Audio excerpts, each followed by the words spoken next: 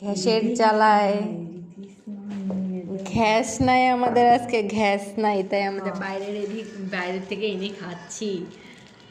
গ্যাসের সমস্যা আজকে সাভারে, পুরো অত্ত এলাকায় গ্যাস নেই। আমাদের মতো কারা কারা এরকম করছেন?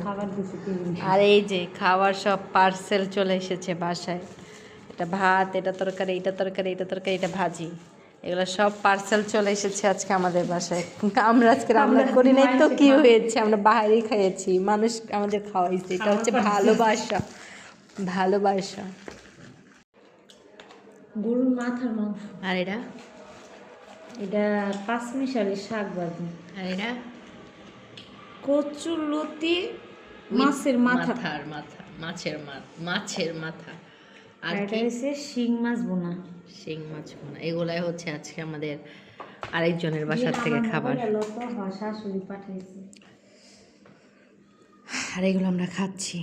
Bye bye. আপনারা কারা কি কোন পরিস্থিতিতে আছেন অবশ্যই জানাবেন।